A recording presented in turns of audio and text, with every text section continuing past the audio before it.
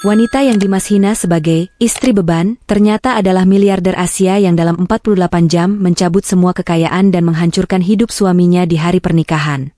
Sebelum kita mulai lebih lanjut, yuk tekan tombol suka serta tombol subscribe untuk mendukung channel kami. Dan jangan lupa absen kota Bapak Ibu di kolom komentar. Semoga rezeki kita semua dilancarkan, kesehatan kita diberkahi, dan keluarga kita selalu harmonis dalam lindungannya.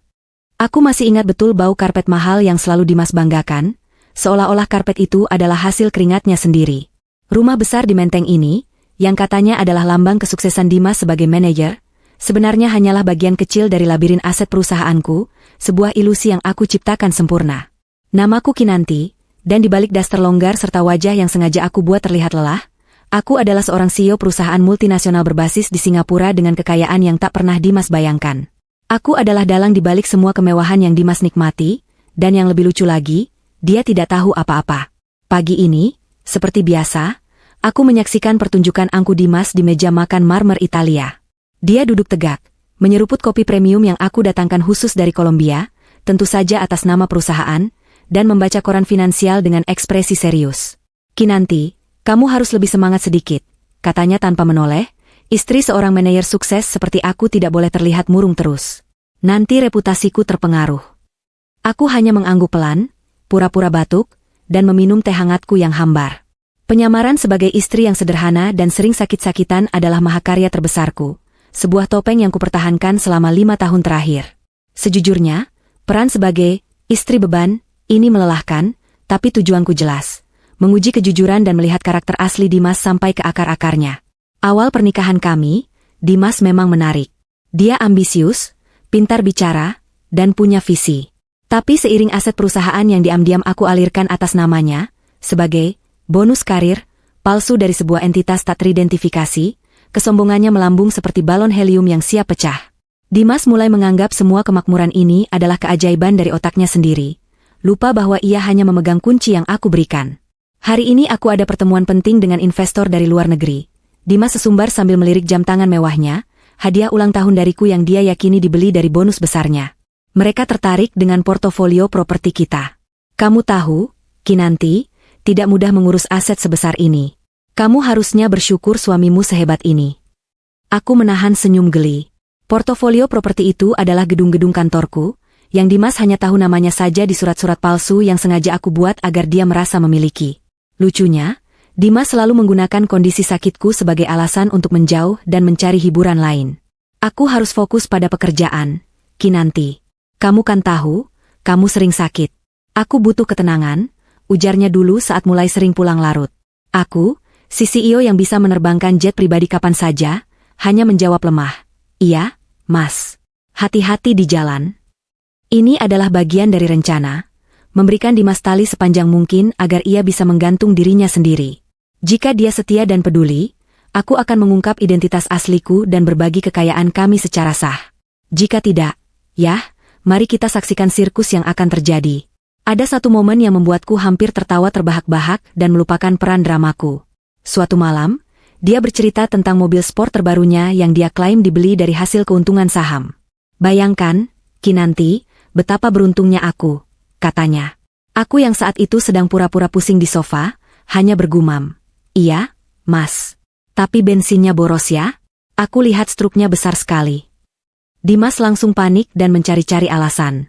Padahal, mobil itu aku beli 2 tahun lalu, dan struk bensin yang dia temukan adalah tagihan kartu kredit korporatku. Tapi demi menjaga ilusi, aku biarkan dia percaya diri dengan kebohongannya sendiri. Ibu Dimas, Nyonya Rosa, adalah karakter pendukung yang semakin menambah drama konyol ini. Beliau sering datang, selalu dengan wajah penuh keprihatinan palsu, dan ujung-ujungnya menghinaku secara halus. "Kinanti, kamu ini sudah di rumah saja, coba cari kegiatan yang bermanfaat. Jangan melulu sakit. Lihat Dimas, bekerja keras demi kamu," ujarnya sambil mengelap debu tipis di patung perunggu yang harganya setara dengan gaji tahunan Dimas. Nyonya Rosa selalu melihatku sebagai menantu tak berguna, beban rumah tangga yang menghabiskan uang anaknya. Andai saja beliau tahu, semua perabotan mewah ini adalah hasil klik tombol dari ponselku di Singapura. Aku tahu, penyamaran ini mendekati batas akhir. Aku sudah mengumpulkan cukup bukti dan melihat cukup banyak keangkuhan Dimas untuk membuat keputusan final. Tim legal di sana sudah siaga penuh, menunggu aba-aba dariku. Aku sudah lelah bermain sandiwara, lelah dengan peran lemah ini. Jantungku berdebar bukan karena sakit, melainkan karena menahan amarah dan antisipasi akan pembalasan yang sempurna. Kinanti, besok aku tidak pulang, kata Dimas malam itu, nadanya sedikit lebih dingin dari biasanya. Ada urusan mendesak di luar kota. Kamu baik-baik di rumah. Tatapannya kosong, seolah aku hanya perabotan tambahan yang harus dia input ke dalam jadwalnya. Aku tahu, urusan mendesak, ini pasti melibatkan seorang wanita. Jaringan informasiku, yang tentu saja jauh lebih canggih daripada intelijen perusahaan Dimas, sudah memberitahuku tentang Sheila, asisten baru Dimas yang centil dan ambisius. Malam itu, aku tidak tidur. Aku menghabiskan waktu di ruang kerjaku yang tersembunyi, yang Dimas pikir hanyalah gudang kecil, menatap layar besar yang menampilkan laporan keuangan lengkap perusahaanku. Angka-angka itu adalah kekuatanku. Aku melihat daftar aset yang Dimas anggap miliknya. Rumah, mobil, saldo bank. Semuanya tertulis jelas, aset perusahaan anak cabang Asia Tenggara, Dimas hanyalah pemegang kuasa sementara. Aku tersenyum tipis, senyum yang dingin dan penuh perhitungan. Ini bukan lagi tentang cinta, atau bahkan pernikahan. Ini tentang harga diri, tentang keadilan, dan tentang membuktikan bahwa kepintaran seorang wanita tidak bisa dibeli atau diinjak-injak dengan kesombongan. Besok, aku akan menunggu Dimas kembali. Aku akan menunggu dia mengambil langkah terakhir yang akan menjebloskannya ke dalam jurang penyesalan. Sebuah flashback singkat melintas di benakku, momen aku menandatangani dokumen perjanjian aset perusahaan 5 tahun lalu. Itu adalah asuransi ganda, memastikan bahwa tidak ada satu rupiah pun aset pribadiku yang bisa disentuh oleh Dimas, bahkan jika terjadi perceraian. Dokumen itu adalah benteng pertahananku, dan kini saatnya benteng itu melepaskan panah beracunnya. Aku hanya perlu bersabar sedikit lagi. Babak pertama drama ini akan segera berakhir, dan babak kedua, babak pembalasan, akan jauh lebih seru. Aku menarik napas dalam-dalam, memejamkan mata, dan merubah ekspresi wajahku kembali menjadi Kinanti si istri beban. Besok adalah hari di mana sandiwara ini akan mencapai klimaksnya di tempat yang tak terduga. Rumah sakit. Aku tahu Dimas akan melangkah lebih jauh. Dan aku siap menyambutnya dengan tangan terbuka. Siap untuk membuktikan, wanita yang paling kamu remehkan, adalah wanita yang paling berkuasa dalam hidupmu. Udara di rumah terasa berbeda hari itu. Sunyi, dingin, dan penuh antisipasi yang mencekam. Dimas memang tidak pulang. Dan kepergiannya kali ini meninggalkan lubang besar yang bukan karena rindu, melainkan karena konfirmasi. Konfirmasi bahwa dia telah melewati batas loyalitas yang telah aku berikan dengan begitu murah hati. Aku menghabiskan pagi itu dengan memeriksa kembali setiap detail, struktur perlindungan aset, yang dibuat oleh tim legal terbaikku di Asia. Ini adalah pekerjaan seni finansial, memastikan bahwa Dimas benar-benar tergantung pada benang tipis yang sewaktu-waktu bisa aku putus. Saat aku pura-pura beristirahat di kamar, aku sebenarnya sedang memantau pergerakan Dimas melalui laporan tertulis dari asisten kepercayaanku di Singapura. Laporan itu detail. Pertemuan rahasia dengan Sheila, makan malam romantis di restoran mewah yang dia bayar dengan kartu kredit korporatku, dan yang paling penting, Dimas mulai mengubah beberapa dokumen penting yang berkaitan dengan kepemilikan aset kami. Dia pikir dia cerdik, tapi semua dokumen itu adalah umpan yang sengaja aku lemparkan. Setiap kali dia menyentuh dokumen itu, dia justru semakin memperkuat kontrolku atas semua yang dia miliki. Dia bahkan mengganti kata sandi brankas di kantornya.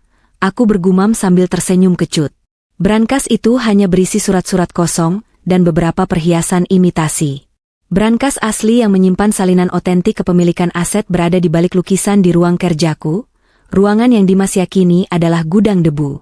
Dimas benar-benar seperti anak kecil yang menemukan mainan mahal dan percaya bahwa dia adalah pemiliknya sejati. Padahal dia hanya seorang peminjam yang sombong.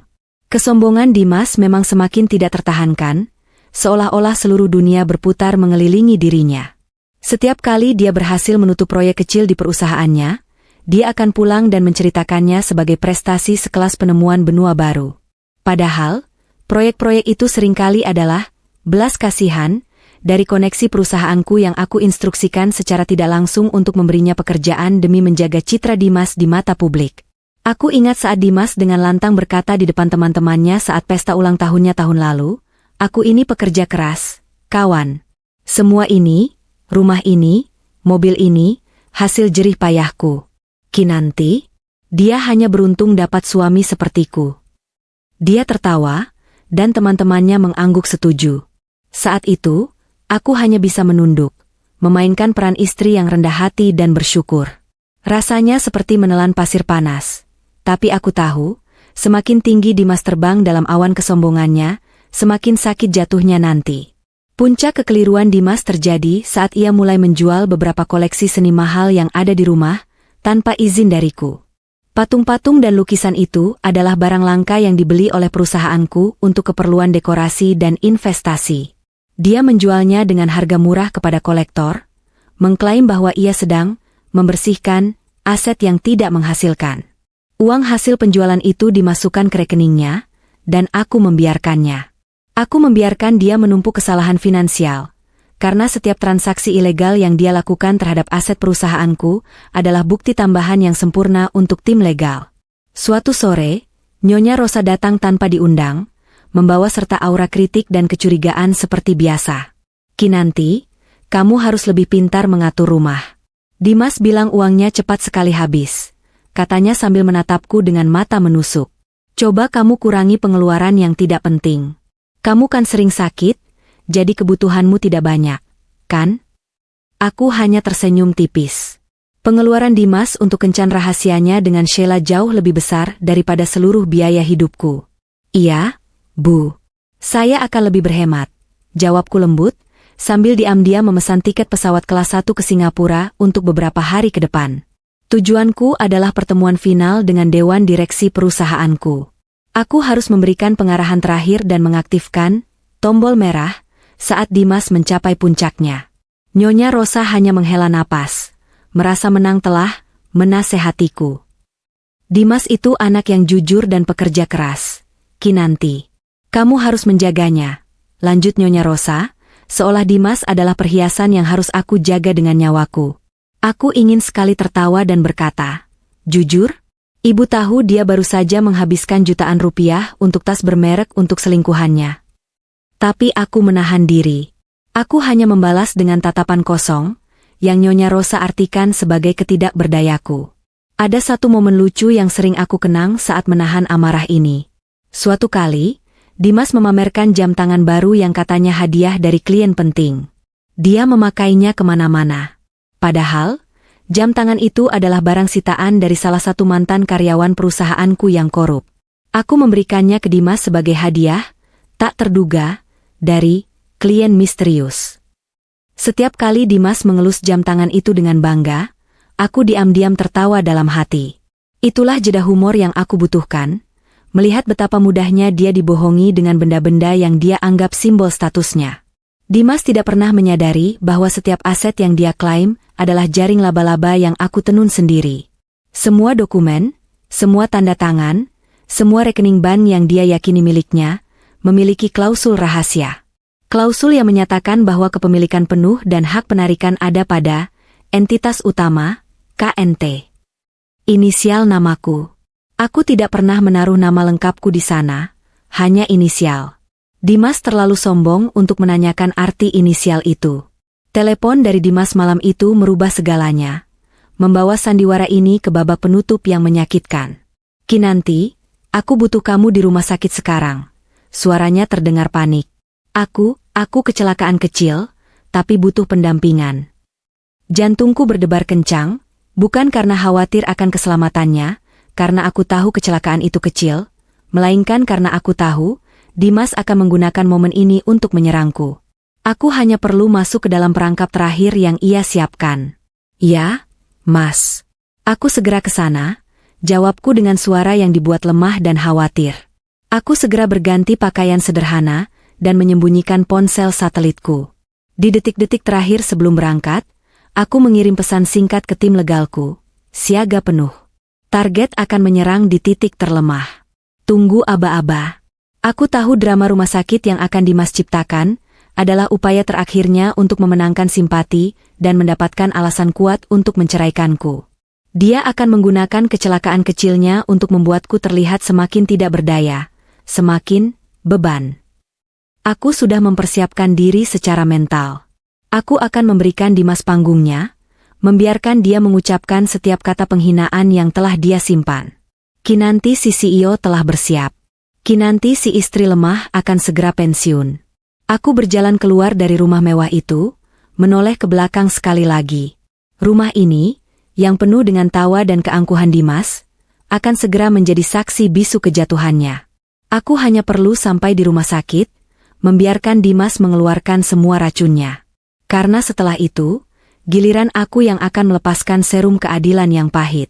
Aku melangkah ke mobil, hatiku dipenuhi campuran amarah yang dingin dan tekad baja. Dimas, bersiaplah. Kamu berpikir semua aset ini milikmu? Kamu salah besar. Kamu baru saja memegang properti dan kekayaan milik musuhmu sendiri. Dan musuhmu ini tidak akan pernah membiarkanmu menang. Rumah sakit Bunda Pertiwi, dengan aroma antiseptik yang menusuk, adalah saksi bisu pertama drama yang aku ciptakan. Begitu aku tiba, aku langsung menuju kamar rawat Dimas yang terletak di bangsal kelas VIP. Tentu saja kamar itu dibayar lunas oleh kartu kredit korporatku. Di sana, aku menemukan pemandangan yang sudah kuduga. Dimas berbaring dengan perban kecil di kepala, tampak lebih dramatis dari kondisi sebenarnya, dan di sampingnya duduk seorang wanita muda, terlalu bersemangat dan beraroma parfum mahal. Dia adalah Sheila, si asisten pribadi yang kini telah berganti peran menjadi kekasih gelap suamiku. Sheila menatapku dari ujung kepala hingga ujung kaki dengan pandangan meremehkan. Pakaianku yang sederhana dan wajahku yang dibuat pucat berhasil meyakinkannya bahwa aku memang seorang istri yang menyedihkan dan tidak berdaya. Aku membalas tatapannya dengan senyum tipis. Senyum yang disalahartikan Sheila sebagai keramahan seorang istri yang tak sadar bahaya. "Oh, ini Tante Kinanti, ya?" kata Sheila dengan nada yang terlalu manis dan dibuat-buat. "Aku Sheila, asisten Mas Dimas. Aku yang menemaninya dari tadi." Mas Dimas pusing sekali setelah kecelakaan kecil ini. Aku mengangguk pelan. Aku tahu dia tidak khawatir. Dia hanya melihat peluang emas untuk memamerkan kedekatannya dengan Dimas, tepat di hadapanku, si istri sah yang rapuh. Dimas, melihat aku datang, langsung mengubah nada bicaranya menjadi penuh keluhan dan tuntutan. "Kamu lama sekali, Kinanti. Aku butuh istirahat." Untung ada Sheila yang cekatan dan mengurus semuanya. "Kamu hanya bisa sakit dan merepotkan." Dia menarik tanganku, yang membuatku refleks menggenggamnya kuat. Kekuatan tanganku yang sesungguhnya tentu saja jauh lebih besar. Tapi aku harus berhati-hati agar tidak merusak peran istri lemahku. Tak lama kemudian, pintu terbuka dan masuklah Nyonya Rosa, ibu mertuaku, seperti badai yang membawa serta bisikan racun. Wajahnya yang biasanya penuh keprihatinan palsu kini digantikan oleh ekspresi marah dan menyalahkan. Dia langsung melihatku dan Sheila secara bergantian, dan aku tahu dia sudah tahu situasinya. Ironisnya, alih-alih menyalahkan anaknya, ia memilih menyalahkan aku. "Kinanti, lihat apa yang terjadi pada anakku." Nyonya Rosa mendesis, melangkah maju dan menyingkirkanku dari sisi Dimas. "Ini semua karena kamu tidak becus mengurus suami. Dimas pasti tertekan di rumah karena kamu sakit-sakitan terus. Dia butuh istri yang segar dan bisa mendampinginya." Sheila tersenyum penuh kemenangan di belakang punggung Nyonya Rosa. Aku menahan napas.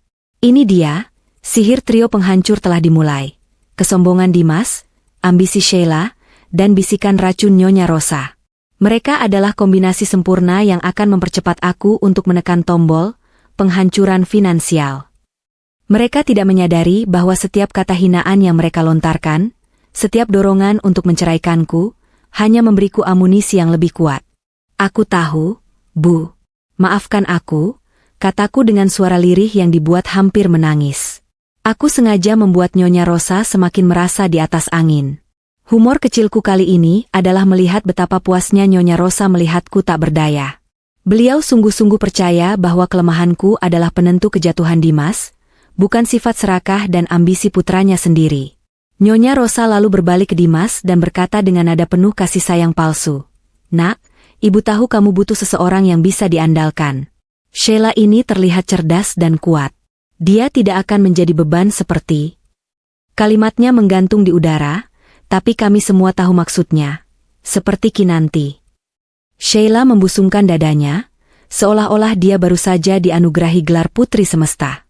Dimas mengangguk setuju dengan tatapan mata yang sudah bulat tekad.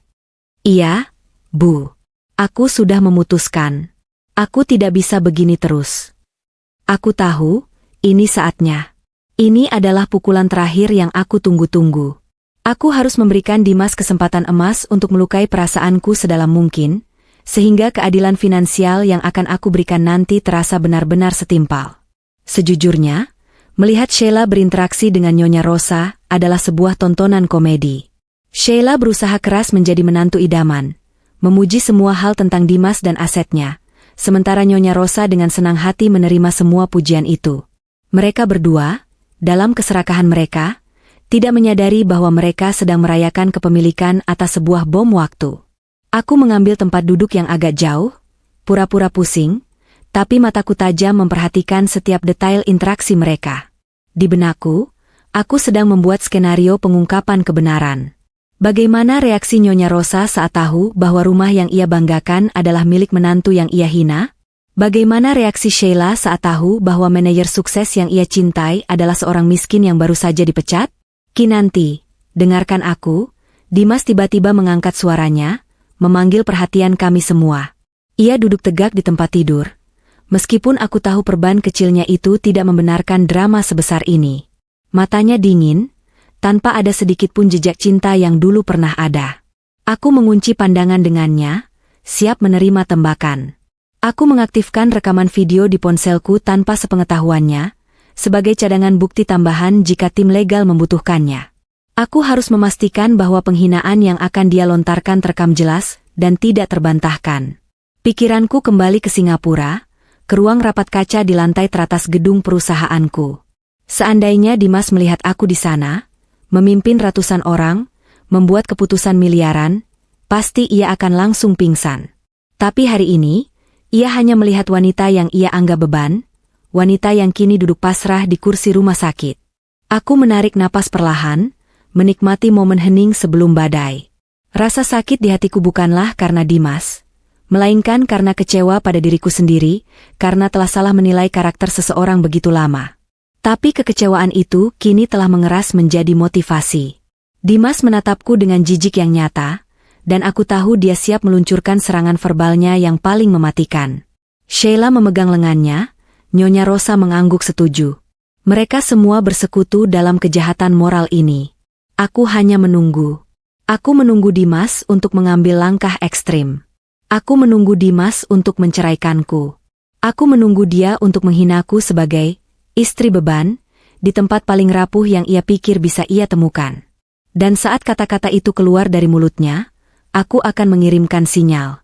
Aku, Kinanti, si CEO yang menyamar, siap untuk mendengar kehancuranku palsu, demi memulai pembalasan yang nyata dan menghancurkan. Babak 3 berakhir dengan keheningan, sebelum badai kata-kata menghantamku. Keheningan sesaat itu terasa seperti ketenangan palsu sebelum petir menyambar, dan aku tahu guntur kehancuran akan segera menggelegar dari mulut Dimas. Dimas menatapku, matanya dipenuhi rasa jijik yang tak tersembunyikan, seolah aku adalah sisa makanan basi yang harus segera dibuang. Di saat aku seharusnya menerima dukungan karena kondisi kesehatanku yang lemah, menurutnya, ia malah bersiap untuk menghancurkanku. Kinanti, kita sudah selesai. Aku ingin kita bercerai, katanya dingin, datar, tanpa emosi, seolah ia baru saja memesan makanan cepat saji. Kata-kata itu menusuk, bukan karena cinta yang hilang, karena cinta itu sudah lama mati, tetapi karena betapa tidak berharganya aku di matanya. Aku melihat Sheila di sampingnya menyeringai puas, sementara Nyonya Rosa menghela napas lega seperti beban berat baru saja terangkat. Aku menundukkan kepala, membiarkan rambutku menutupi wajahku, dan di bawah sana, aku mengirimkan satu pesan teks krusial, "Go." Pesan itu dikirim ke tim legal di Singapura. Itu adalah kata sandi untuk mengaktifkan seluruh rencana balas dendam finansial. Mulai detik ini, hitungan mundur 48 jam dimulai. Dimas baru saja menandatangani surat perintah kehancurannya sendiri, tepat di ruang VIP yang dibayar oleh asetku. Aku lelah. Aku tidak bisa hidup dengan seorang wanita yang hanya menjadi beban. Lanjut Dimas, suaranya naik sedikit, ingin memastikan perawat di luar mendengar. Kamu tidak pernah bisa mendampingiku. Kamu hanya menghabiskan uang untuk dokter dan obat-obatan. Lihat Sheila, dia cerdas, kuat, dan mendukung karirku. Dia bukan istri beban. Aku menahan diri untuk tidak tertawa terbahak-bahak mendengar label itu. Istri beban. Sebuah julukan yang akan menjadi judul berita utama kejatuhannya nanti. Nyonya Rosa buru-buru menimpali, menyempurnakan drama ini. Dimas benar, nak. Kamu harus ikhlas. Anak ibu butuh pasangan yang sepadan dengan kesuksesannya. Ini demi kebaikanmu juga. Nyonya Rosa selalu pandai memutarbalikkan fakta, menjadikan keputusan egois anaknya sebagai tindakan mulia. Mereka bertiga, Dimas, Sheila, dan Nyonya Rosa, adalah sirkus kesombongan yang aku biarkan beraksi di panggung rumah sakit. Aku mengangkat wajahku, mataku dibuat berkaca-kaca, persis seperti skenario istri lemah yang terluka. Tapi, Mas, bagaimana dengan semua yang kita bangun bersama? Tanyaku dengan suara yang sedikit bergetar. Aku harus membuatnya merasa nyaman, harus membuatnya merasa menang sempurna sebelum aku menghancurkannya. Semua yang kita bangun? Kamu bercanda, Kinanti? Dimas tertawa sinis. Aku yang membangun semuanya. Semua aset, semua properti, semua saldo bank itu adalah hasil keringatku. Kamu tidak menyentuh sepeser pun. Aku mengambil semuanya, dan aku akan memberikannya kepada Sheila, wanita yang pantas mendapatkannya. Itu dia. Pernyataan lengkap dan terekam jelas. Pengakuan bahwa dia telah mengambil aset yang dia yakini miliknya untuk diberikan kepada selingkuhannya. Tentu saja, Dimas tidak tahu bahwa dia tidak pernah benar-benar memiliki apapun. Dia hanyalah manajer investasi palsu untuk perusahaanku. Aku, sang CEO sejati, kini telah memiliki semua bukti yang diperlukan, baik secara emosional maupun legal. Humor gelap kali ini muncul saat aku membayangkan wajah tim legalku di Singapura. Mereka pasti bekerja seperti mesin sekarang, menekan tombol transfer, membekukan akun, dan mengirimkan surat perintah penyitaan ke Jakarta. Mereka adalah para profesional berkepala dingin, tetapi aku yakin mereka pasti sedang menahan tawa saat melihat instruksi dariku yang begitu mendramatisir dan sinematik. Jadi, kamu akan menceraikan aku, Mas? Tanyaku lagi, memastikan Dimas mengulanginya. Aku butuh kejelasan, agar tidak ada celah hukum. Ya, aku akan menceraikanmu. Sekarang juga. Dimas berteriak, mengambil ponselnya untuk menghubungi pengacara. Dia begitu bersemangat dan yakin bahwa dia telah mencapai kemenangan finansial terbesar dalam hidupnya. Dia berpikir, dengan menceraikan istri beban ini, dia mendapatkan semua kekayaan dan wanita baru dalam satu paket. Sungguh pemikiran yang dangkal dan tragis. Aku menatap Sheila. Wanita muda itu memegang erat lengan Dimas.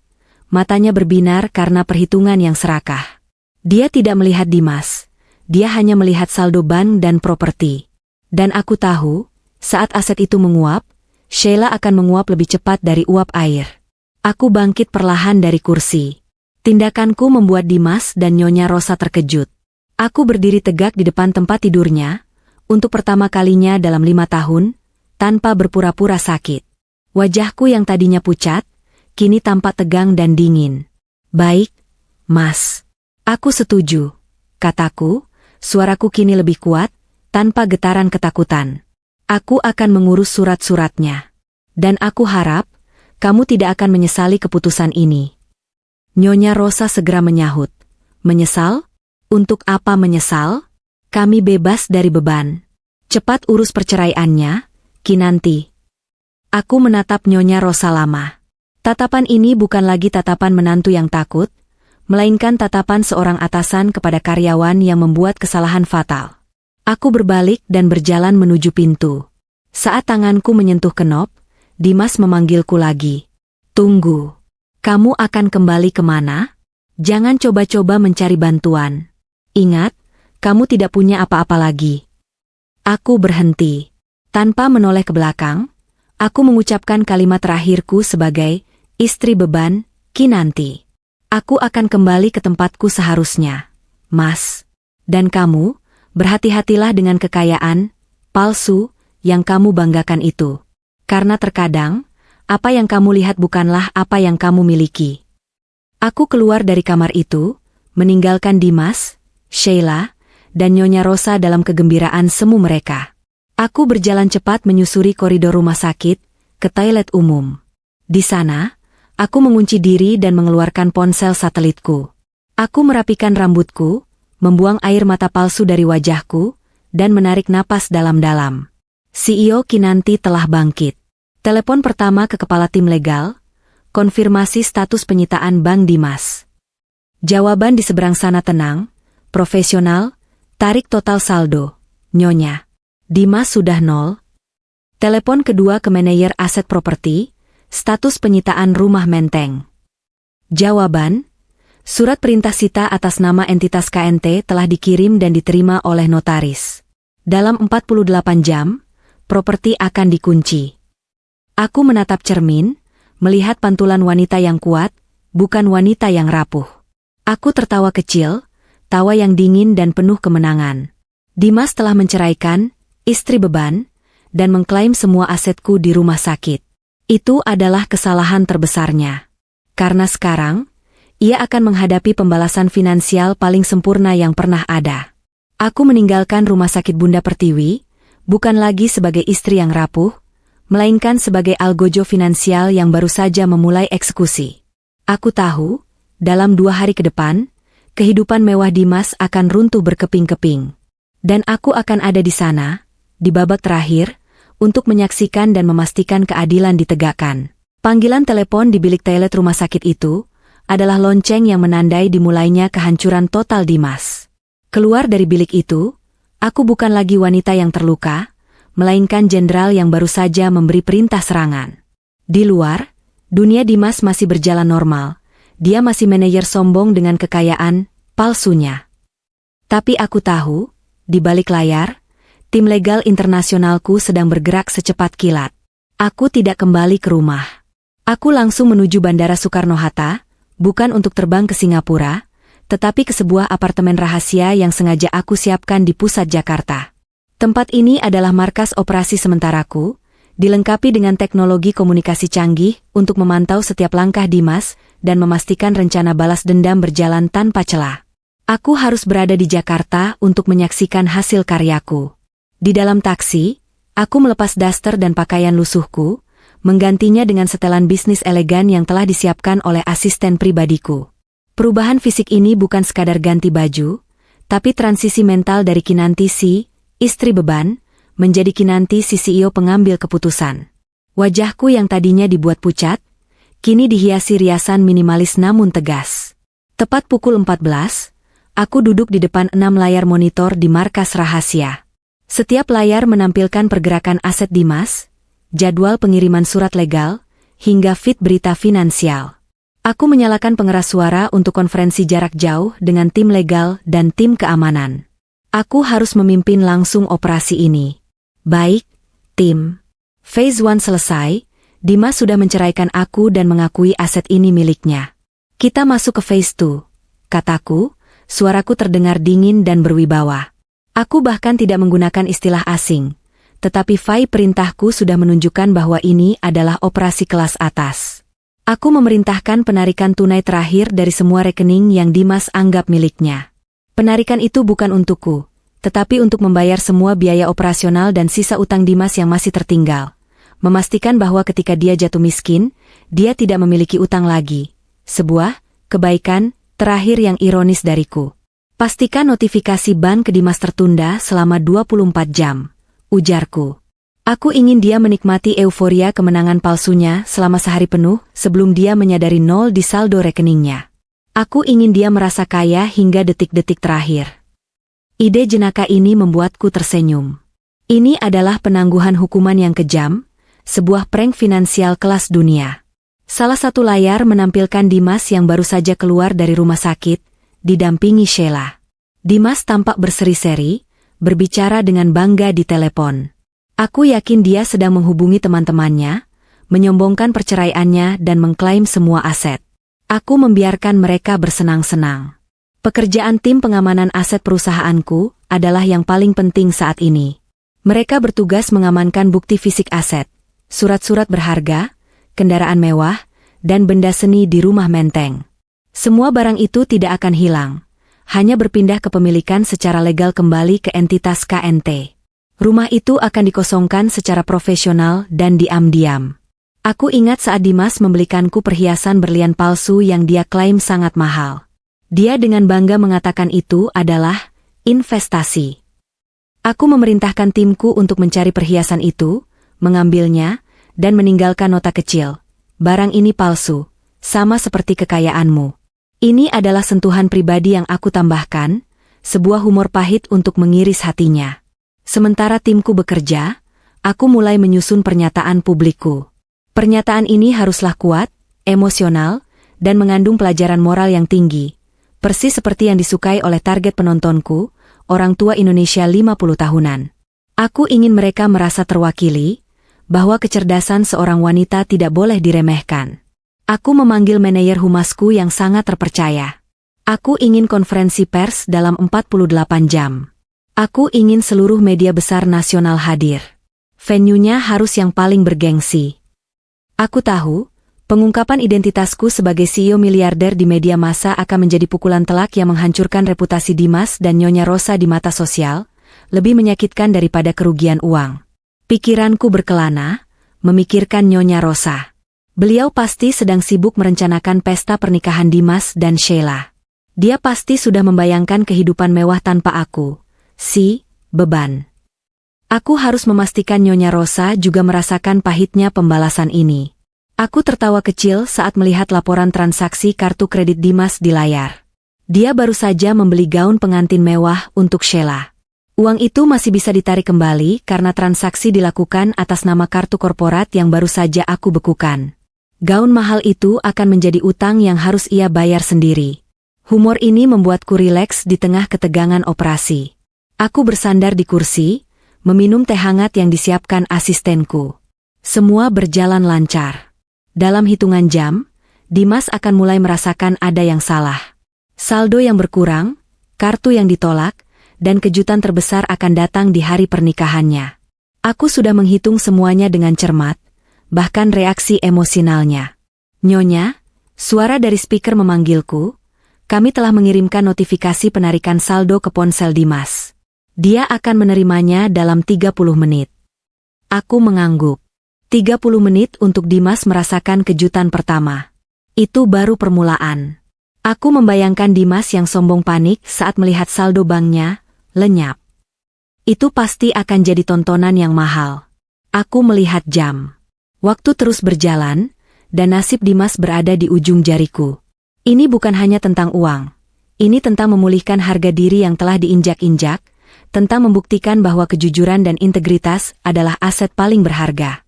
Dan aku, Kinanti, akan memastikan keadilan finansial ini berjalan sesempurna mungkin. Gelombang panik Dimas mulai terasa, bahkan dari jarak puluhan kilometer. Aku tidak perlu melihatnya secara langsung.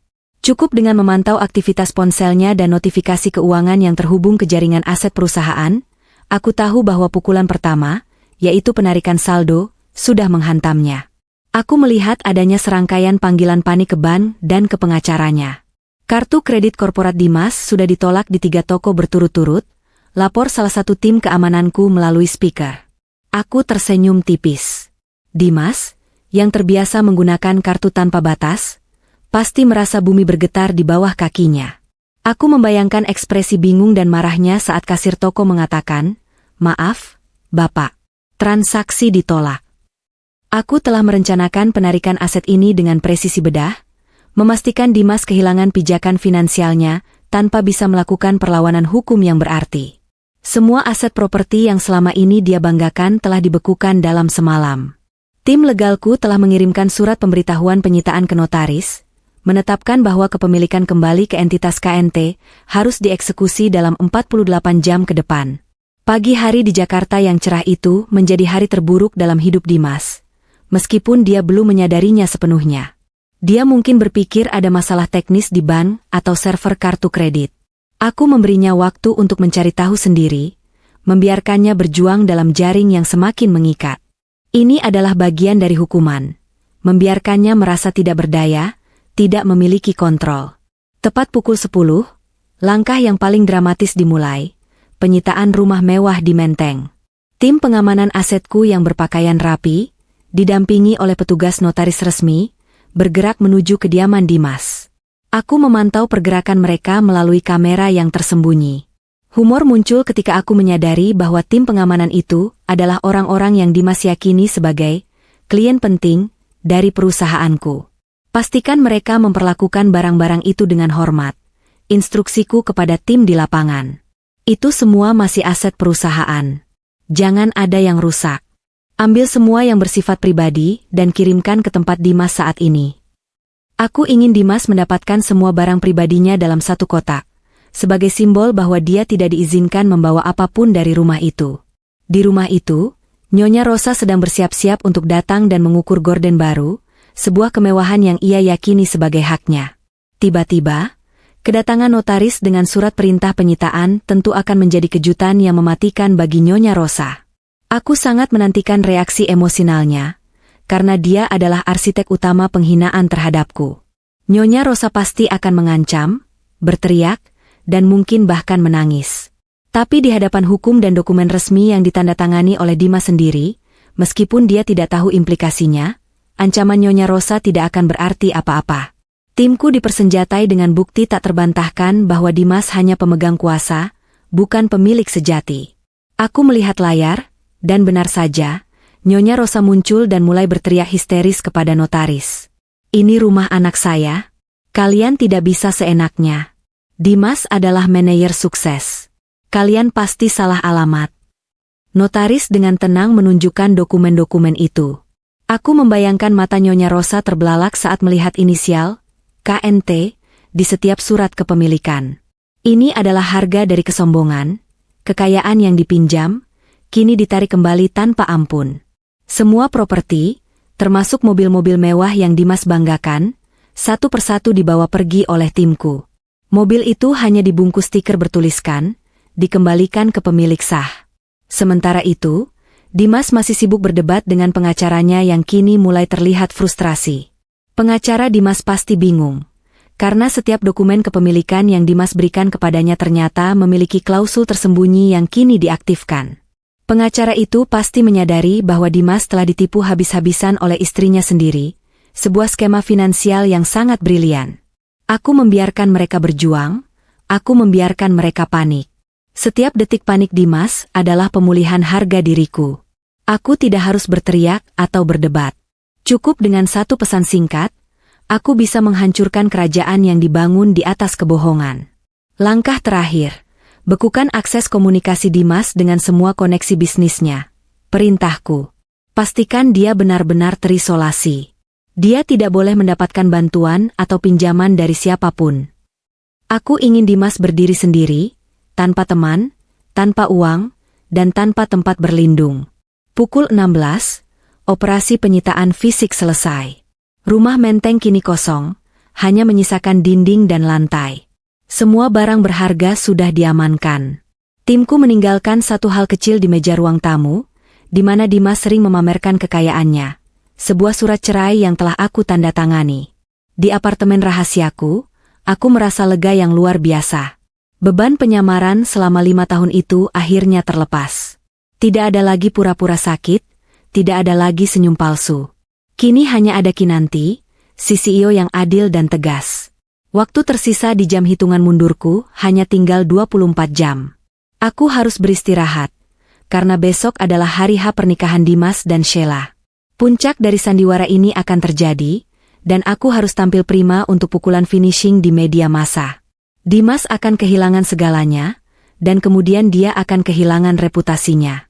Aku melihat layar yang menunjukkan Dimas kini panik dan berkeringat, menelepon Sheila, mencoba menjelaskan hilangnya uangnya. Aku tertawa pelan. Mereka berdua, dalam keserakahan mereka, akan segera berbalik melawan satu sama lain. Malam itu, aku tidur nyenyak. Pertama kalinya dalam waktu yang lama, karena aku tahu keadilan finansial telah ditegakkan. Besok, aku akan tampil sebagai diriku yang sejati, dan menghancurkan Dimas untuk selamanya. Pagi pernikahan Dimas dan Sheila terasa ironis, ditandai dengan gemuruh tawa dan euforia palsu yang akan segera berubah menjadi isak tangis keputusasaan. Dari markas rahasia, aku menerima laporan lengkap.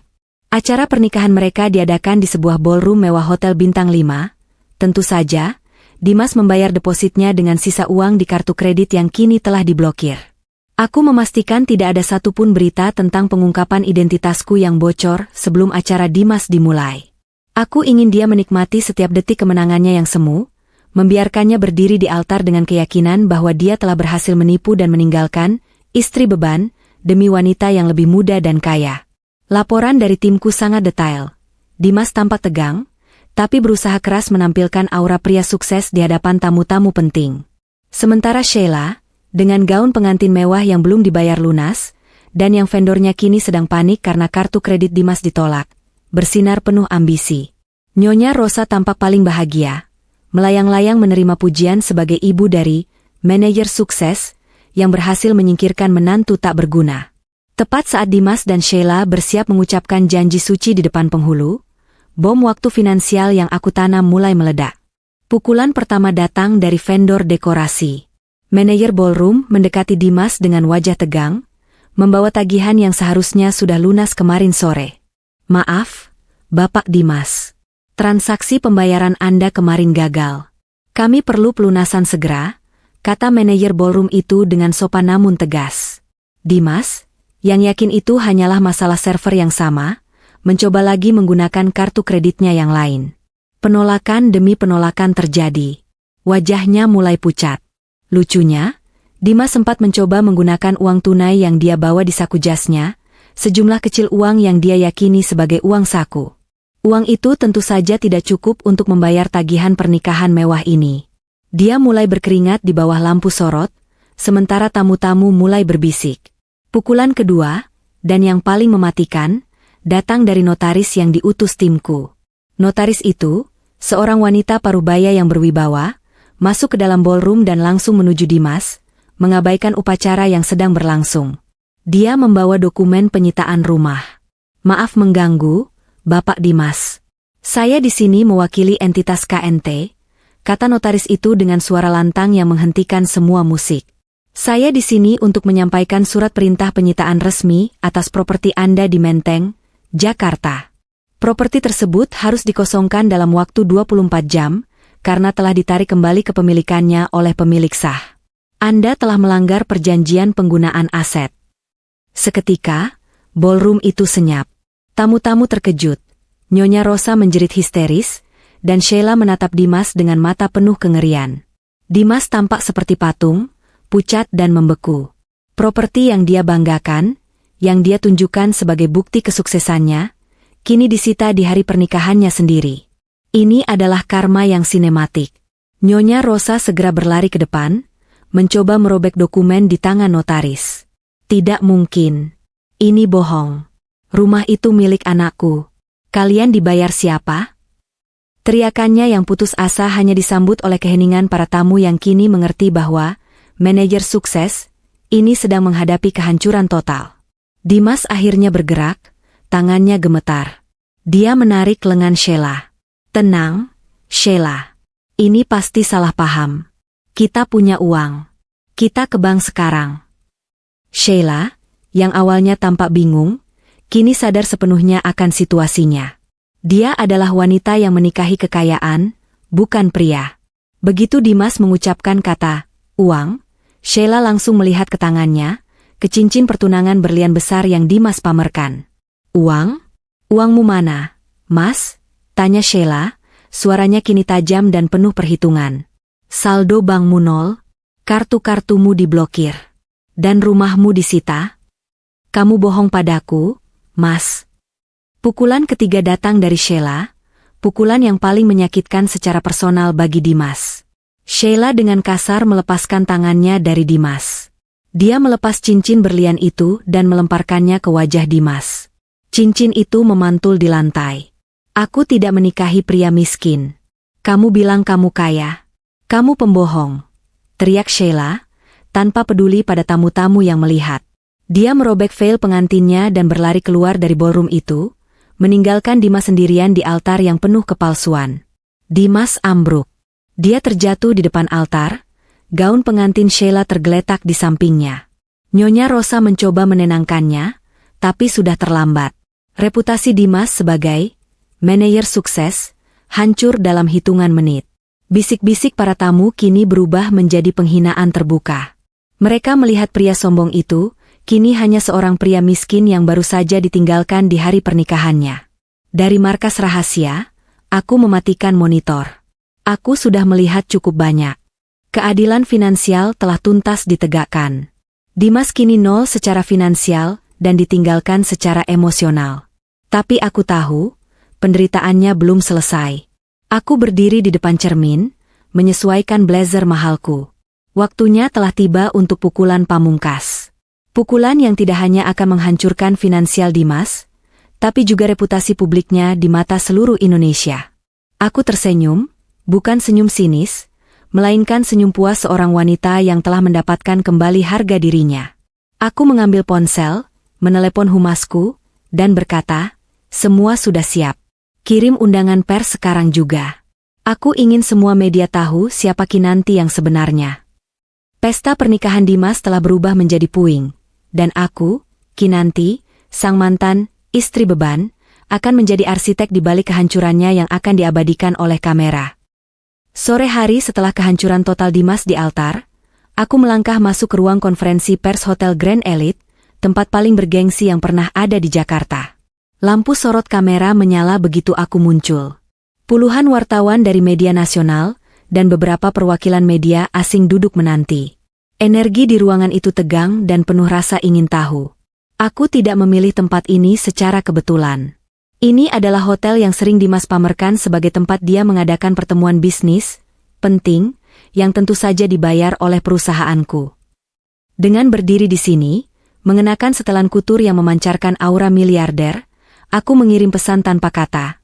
Aku adalah kekuasaan yang sesungguhnya. Aku duduk di kursi utama, diapit oleh pengacara dan kepala humasku. Di belakangku, terpampang logo perusahaanku, sebuah entitas multinasional raksasa yang bergerak di bidang investasi dan teknologi, entitas yang Dimas tidak pernah tahu eksistensinya. Wajahku tenang, mata tajam, tanpa ada sisa sedikit pun dari istri beban yang sering sakit-sakitan. Selamat sore. Terima kasih sudah hadir. Aku memulai, suaraku terdengar jelas, tenang, dan berwibawa, jauh dari nada lemah yang aku gunakan selama 5 tahun terakhir. Aku memandang lurus ke kamera. Nama saya Kinanti. Dan hari ini, saya ingin mengklarifikasi beberapa hal terkait peristiwa yang terjadi pagi ini, dan juga mengungkap sebuah kebenaran yang saya sembunyikan selama 5 tahun. Para wartawan mulai ribut, jurnalis foto gencar mengambil gambar. Aku mengangkat tangan, meminta mereka tenang, dan melanjutkan narasiku dengan gaya yang santai namun mengikat emosi. Aku menceritakan kisahku, namun dengan alur yang telah aku tentukan. Selama 5 tahun terakhir, saya hidup dalam penyamaran. Di hadapan suami saya, Dimas, saya menyamar sebagai seorang istri yang sederhana, bahkan sering sakit-sakitan, kataku. Aku jeda sejenak, membiarkan fakta itu meresap. Ini adalah sebuah eksperimen, sebuah ujian kejujuran. Saya ingin melihat, apakah seorang pria akan mencintai pasangannya karena ketulusan, atau karena kekayaan dan kemewahan yang ia sangka adalah miliknya. Aku kemudian membeberkan fakta yang menghancurkan. Aku menjelaskan bahwa semua aset mewah, rumah di Menteng, mobil-mobil, bahkan saldo bank yang Dimas banggakan, semuanya adalah aset perusahaan yang sengaja aku samarkan dan aku letakkan di bawah kuasa sementara Dimas. Dimas percaya bahwa ia adalah manajer yang sukses, padahal ia hanya manajer yang dipinjami kekayaan. Semua yang ia miliki adalah pinjaman, yang sewaktu-waktu bisa ditarik kembali, jelasku. Aku melihat wajah-wajah wartawan yang terkejut. Kisah ini terlalu sinematik, terlalu dramatis untuk tidak menjadi berita utama. Pukulan emosional terbesar datang saat aku menceritakan kejadian di rumah sakit. Aku memutar rekaman suara dari ponselku, yang aku rekam di bab 4, di mana suara Dimas terdengar lantang dan dingin, menceraikanku, menghinaku sebagai istri beban, dan mengklaim semua aset itu untuk diberikan kepada Sheila. Pengkhianatan dan penghinaan ini bukan hanya menyakitkan, tapi juga merusak harga diri saya sebagai seorang wanita dan sebagai seorang pebisnis, kataku, kini dengan nada yang sedikit lebih tegas. Saat Dimas menceraikan saya dan mengambil kekayaan saya, saat itulah saya memutuskan bahwa sandiwara harus berakhir. Dan saya harus menegakkan keadilan. Kemudian, Aku mengaktifkan kartu as, pengungkapan identitas asliku. Aku berdiri tegak, memandang langsung ke kamera. Hari ini, di hadapan Anda semua, saya mengungkap identitas saya yang sesungguhnya. Saya bukan hanya Kinanti, mantan istri Dimas. Saya adalah Kinanti Nuraga, pendiri dan CEO dari Grup Nusantara Global, salah satu perusahaan investasi multinasional terbesar di Asia. Ruangan itu meledak. Teriakan dan bisikan wartawan memecah keheningan. Miliarder Asia yang selalu tertutup, Kinanti Nuraga, adalah istri sederhana yang baru saja diceraikan oleh suaminya yang sombong. Kontras ini adalah berita utama yang tak terbantahkan.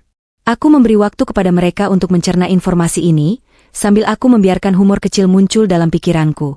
Dimas dan Nyonya Rosa pasti sedang menonton ini di televisi kumuh, tanpa tahu bahwa wanita yang mereka hina telah menghancurkan mereka di panggung dunia.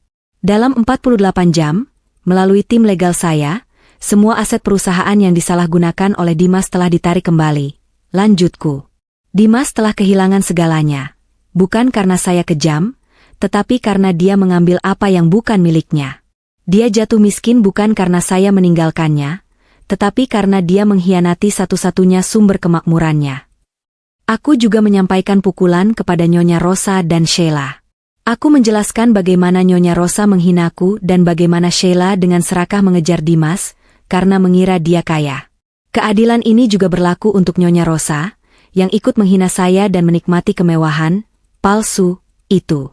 Reputasi Dimas dan ibunya kini berada di tangan publik. Aku mengakhiri konferensi pers dengan pesan moral yang kuat, yang sangat penting bagi target penontonku. Kisah ini adalah pelajaran. Jangan pernah meremehkan seorang wanita. Jangan pernah menganggap kekayaan yang bukan hasil keringatmu sebagai milikmu. Saya Kinanti, dan saya membuktikan bahwa kecerdasan, harga diri, dan integritas jauh lebih bernilai dari kekayaan yang dipinjam. Aku tersenyum puas, menjawab beberapa pertanyaan singkat dan meninggalkan ruangan itu di tengah kekacauan media yang kini memburu berita terbesar tahun ini. Misiku selesai. Dimas hancur secara finansial di hari pernikahannya, dan kini hancur secara reputasi di hadapan seluruh negeri. Aku tahu persis di mana Dimas dan Nyonya Rosa berada saat konferensi persku mengguncang seluruh Indonesia. Di sebuah motel kecil, tempat tersembunyi yang bisa mereka jangkau setelah diusir dari hotel mewah. Laporan dari tim pengamanku sangat detail. Mereka menonton siaran langsung konferensi persku dari televisi kecil yang buram, menyaksikan dengan mata kepala sendiri kehancuran reputasi mereka di tangan wanita yang mereka hina. Reaksi Nyonya Rosa dikabarkan paling dramatis. Jeritan, tangisan, dan pingsan berulang kali. Dia tidak hanya kehilangan rumah dan kemewahan, tetapi juga kehilangan harga diri sosialnya. Bagi wanita sepertinya, dicap sebagai ibu dari penipu yang ditipu, di mata publik adalah hukuman yang jauh lebih berat daripada kemiskinan itu sendiri. Dimas, di sisi lain, jatuh ke dalam jurang depresi yang dingin dan sunyi. Dia tidak berteriak atau menangis, hanya duduk diam di sudut kamar motel, menatap kosong ke layar televisi. Semua teleponnya berdering tanpa henti, bukan dari teman, melainkan dari wartawan yang ingin konfirmasi berita dan dari teman bisnis yang membatalkan semua kerjasama dengannya. Reputasinya hancur berkeping-keping. Aku memastikan timku melacak dan mengirimkan semua barang-barang pribadi Dimas dan Nyonya Rosa yang tertinggal di rumah Menteng. Barang-barang itu dikirim dalam kotak kardus lusuh ke motel tersebut. Di atas kotak Dimas, aku meminta pengacaraku melampirkan sebuah amplop kecil berisi kunci brankas kantornya. Brankas yang Dimas yakini berisi uang, padahal hanya berisi surat-surat kosong dan satu kartu nama perusahaanku yang sudah lama dia buang. Humor gelap kali ini adalah membayangkan Dimas membuka brankas dengan harapan menemukan sisa-sisa harta, hanya untuk menemukan kekosongan. Harapan palsu yang aku berikan itu jauh lebih menyakitkan daripada kenyataan langsung. Itu adalah sentuhan akhirku untuk menghancurkan harapannya. Beberapa hari kemudian, Nyonya Rosa dan Dimas harus menghadapi kenyataan pahit. Tidak ada seorang pun yang bersimpati kepada mereka. Keluarga besar Dimas, yang dulunya menyambutnya karena kekayaannya, kini menjauhi mereka karena takut reputasi mereka ikut tercemar. Sheila, tentu saja, menghilang tanpa jejak setelah mengetahui Dimas benar-benar miskin. Dimas mencoba mencari pekerjaan baru, tapi setiap pintu tertutup di hadapannya. Siapa yang mau mempekerjakan mantan CEO gadungan yang dipermalukan secara nasional? Nama Dimas sudah tercemar selamanya, menjadi simbol pria sombong yang serakah. Aku menerima laporan bahwa mereka akhirnya pindah ke sebuah kontrakan kecil di pinggiran kota, jauh dari kemewahan yang pernah mereka nikmati. Nyonya Rosa yang biasanya glamor kini harus memasak sendiri, mencuci piring, dan menghadapi kehidupan biasa yang selama ini ia hina. Dia sering mengeluh dan menyalahkan Dimas, sementara Dimas hanya bisa diam, menyadari bahwa ibunya pun adalah korban dari kesombongannya sendiri. Di tengah semua kesibukanku sebagai CEO yang kini terbuka, aku selalu meluangkan waktu untuk membaca berita tentang mereka. Aku tidak melakukannya karena dendam, melainkan untuk memastikan bahwa keadilan telah benar-benar bekerja. Kisah mereka kini menjadi viral, menjadi trending topik yang berisi ribuan komentar dari publik yang kebanyakan mendukung tindakanku. Komentar dari target penontonku, para ibu-ibu 50 tahunan, adalah yang paling menghangatkan hati. Mereka menulis, syukurlah Kinanti tidak jadi istri beban. Itu baru namanya wanita cerdas. Dan, Dimas pantas mendapatkannya, itu harga dari menghina pengorbanan istri. Feedback ini mengonfirmasi bahwa pesan moral ceritaku tersampaikan dengan sempurna. Ada satu momen di mana Dimas mencoba menghubungiku, mengirimkan pesan singkat yang panjang berisi penyesalan. Dia memohon maaf, meminta kesempatan kedua, dan dengan berani menyebutkan bahwa dia sekarang benar-benar mencintaiku. Aku hanya membaca pesan itu dan menghapusnya. Cinta yang datang setelah kehancuran bukanlah cinta. Itu adalah keputusasaan dan keserakahan yang tersisa. Penyesalan terbesar Dimas, yang aku yakini, bukanlah kehilangan uangnya, tapi menyadari bahwa wanita yang dia hina, istri beban itu, adalah satu-satunya sumber kemakmurannya. Dia menghabiskan 5 tahun menghinaku, membuangku, demi aset yang ternyata adalah milikku. Sebuah ironi yang sempurna. Aku membiarkan mereka hidup dalam kemiskinan dan penyesalan yang mendalam. Aku tidak akan memberikan mereka uang atau pekerjaan. Hukuman terbaik adalah membiarkan mereka menghadapi konsekuensi dari kesombongan mereka sendiri. Mereka harus belajar bahwa karakter yang jujur lebih bernilai daripada semua uang di dunia. Kini, aku berdiri di puncak karirku, bebas, dan dengan hati yang bersih. Aku berhasil memenangkan keadilan bukan dengan balas dendam murahan, tetapi dengan kecerdasan, strategi finansial yang sempurna, dan mempertahankan harga diri. Setahun berlalu sejak konferensi pers yang menggemparkan itu, dan hidupku kembali ke orbit yang seharusnya. Sibuk, berkuasa, dan damai. Kinanti si CEO telah kembali sepenuhnya, memimpin perusahaanku ke tingkat kesuksesan yang lebih tinggi. Perceraianku dengan Dimas tuntas tanpa drama, karena secara hukum, Dimas tidak memiliki apapun untuk dituntut. Kebebasan yang aku rasakan kini adalah kebebasan sejati, bukan hanya kebebasan finansial, tetapi kebebasan dari ilusi dan kepalsuan. Aku tidak lagi perlu mengenakan topeng istri beban, atau menahan diri di balik penyamaran. Aku bisa menjadi diriku sendiri, dengan segala kecerdasan dan kekuatan yang aku miliki. Aku mengubah kantor pusat perusahaan cabangku di Jakarta, menjadi pusat inovasi baru. Rumah mewah di Menteng itu, yang dulunya adalah panggung sandiwara Dimas, kini menjadi galeri seni nirlaba, didedikasikan untuk mendukung seniman lokal. Aku memastikan aset itu sekarang bermanfaat bagi masyarakat, menghapus jejak kesombongan yang pernah merajai rumah itu. Terkadang, aku menerima kabar sekilas tentang Dimas dan Nyonya Rosa dari laporan asistenku. Mereka masih hidup dalam kemiskinan di kontrakan kecil. Nyonya Rosa dikabarkan mulai berjualan makanan kecil untuk bertahan hidup, sebuah ironi yang tajam mengingat betapa dia dulu membanggakan kehidupan mewah. Dimas, setelah beberapa kali gagal mendapat pekerjaan, akhirnya menjadi pengemudi taksi daring, sebuah pekerjaan jujur yang seharusnya dia lakukan sejak awal. Aku tidak merasa benci atau dendam. Yang aku rasakan hanyalah penyelesaian yang sempurna. Mereka mendapatkan apa yang mereka tanam. Penyesalan mereka adalah hukuman terberat, karena setiap hari mereka diingatkan bahwa wanita yang mereka buang dan hina adalah satu-satunya sumber kemakmuran mereka. Mereka hidup dengan kesadaran bahwa mereka telah menendang keluar berlian demi mengejar batu imitasi. Salah satu hal terpenting yang aku dapatkan dari penyamaran ini adalah pelajaran tentang nilai sejati. Aku belajar bahwa kekayaan tanpa integritas adalah omong kosong. Dan aku belajar bahwa harga diri seorang wanita jauh lebih berharga daripada semua aset di dunia. Kisahku kini menjadi legenda di dunia bisnis, dan yang lebih penting, di mata publik. Aku sering diundang untuk berbicara di seminar, bukan hanya tentang bisnis, tetapi tentang pemberdayaan wanita. Aku selalu menekankan, jangan takut menjadi yang paling cerdas di ruangan. Dan jangan pernah izinkan siapapun meremehkan potensi Anda, meskipun Anda harus menyembunyikannya untuk sementara waktu. Ada satu momen lucu yang aku bagikan dalam setiap sesi motivasiku, kisah jam tangan Dimas. Aku menceritakan bagaimana Dimas dengan bangga memakai jam tangan hasil sitaan dari karyawan korup, percaya itu adalah hadiah mewah. Itu selalu memicu tawa penonton, sebuah pengingat bahwa keserakahan seringkali membuat orang terlihat bodoh.